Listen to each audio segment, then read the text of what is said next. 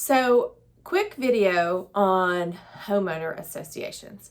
And homeowner associations are usually the stickiest and most disruptive creditor issues that we are going to do. Oh, I'm sorry, child support creditors are those are the stickiest. But right after that are the homeowner associations. And the reason being is a lot of times these situations have deteriorated. There's been litigation. People are upset about the dues, the assessments, the HOA Nazis that are that are harassing them, whatnot.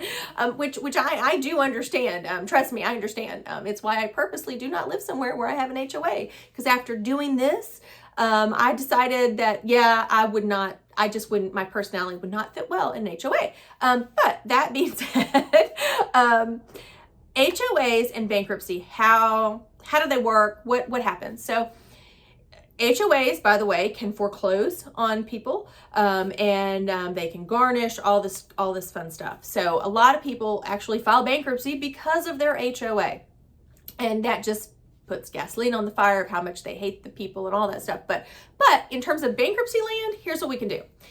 If you owe your HOA, when we file your case, your Chapter 13 case, we can take whatever you owe the HOA and put it into the plan, and I can pay that back through your repayment plan. Now, you have to pay all of your HOA fees back because your HOA is attached. It runs with your property, and you made that decision when you bought that house and you signed the closing papers.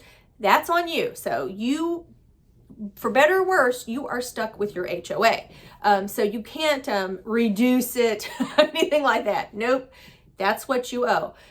So also the other thing you need to understand is if you have already gone to state court, you guys have litigated all these issues, whatnot, blah, blah, blah. They shouldn't have assessed this. This is wrong. They're out to get me, whatever. You're not going to relitigate that in bankruptcy court. So whatever you owe, you owe. Bankruptcy court is not going to be a new venue for you to relitigate those issues. So just understand that. And know that, what bankruptcy court does is bankruptcy court says, woo, okay, we see what happened. Let's take that amount. We're gonna get you rehabilitated with that, back on track, and your HOA can't do anything to you while this is going on.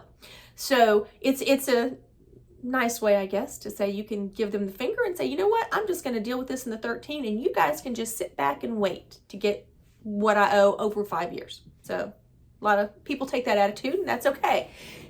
But what you can't do is after you file bankruptcy, you can't continue to not pay and fight with your HOA and expect nothing's going to happen, because those are issues that are happening post petition. And what that means is that all of those debts that you are accruing after the bankruptcy, you're on your own with that. You're going to have to deal directly with them. They can seek relief, go after you in state court.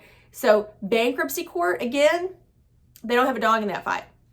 So those are things that are happening after you filed for bankruptcy. So don't think that you're going to be able to call your bankruptcy attorney and say, well, I didn't make my HOA payments for the last year, or I've had a motor home in front of my house and I'm getting dinged every day, and I need you to put that in the bankruptcy. Nope, not going to happen. Your HOA they're probably going to be going for your jugular at this point. They're not going to agree to let us put those fees, those dues, into your bankruptcy at that point, because you already filed. So you already had your bite at the apple. So be aware when you file bankruptcy, any HOA fees, drama, assessments that you've had, we can put it in the bankruptcy. No problem. But anything that happens after that, you have to deal directly with your HOA.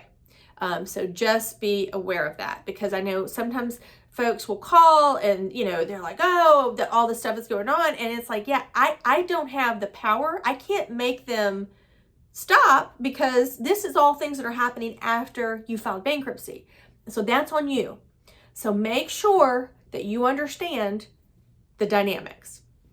One other thing I want to point out to my folks that are filing Chapter 7 bankruptcies, and they are going to get rid of their property that they're in, but there's an HOA. any of the HOA dues you owe, and this is if you're going to let the property go, not if you're going to keep it, but if your plan is I'm going to let my home go, but they haven't foreclosed yet, if you do a Chapter 7, yes, I can get rid of all the HOA things that have happened before you file. But once you file, you are still going to be on the hook for any HOA fees that come due after filing until that property is either sold or foreclosed on. So know that. It's not like you get a free pass to just hang out and not pay your HOA dues after you file a Chapter 7 bankruptcy and you're letting the property go.